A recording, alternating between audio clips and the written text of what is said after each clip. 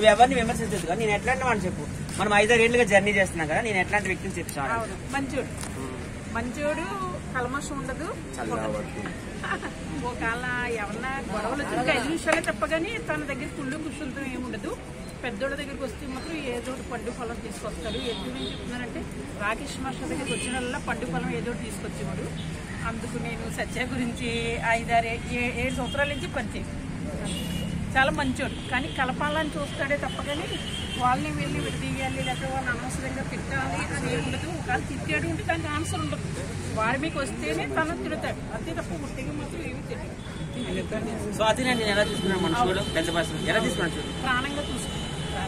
అది తెలుసు. నేను అప్పుడు బాధపడేదాన్ని.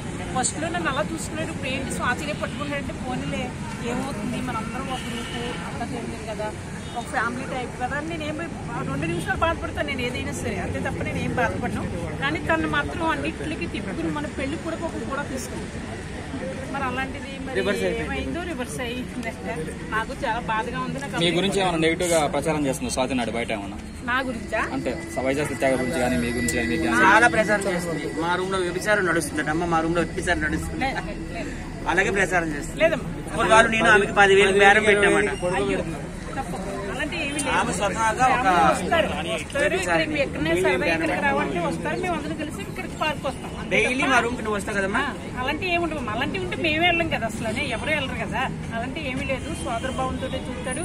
లేడీస్ ఎవరినైనా సరే ఒక అక్క చెల్లి అమ్మగా ప్రేమిస్తాడే తప్ప బేడగా ఎవరిని చూడు.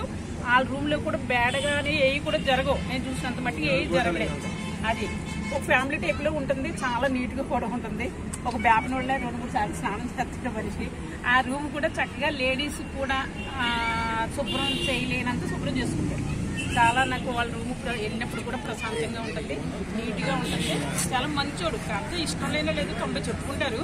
అవన్నీ ఏమి పట్టుకోవద్దు. మంచోడు. Thank you.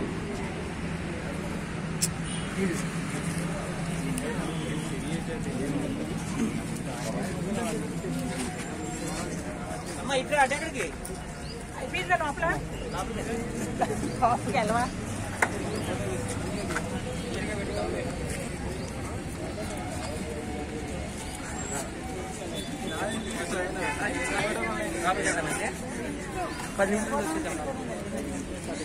అరే ఇప్పుడు లోపలికి వెళ్తారా 5 నిమిషాలు?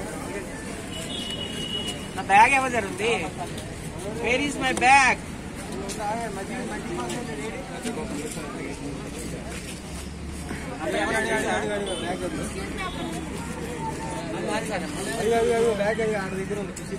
అక్కడికి తెలుసు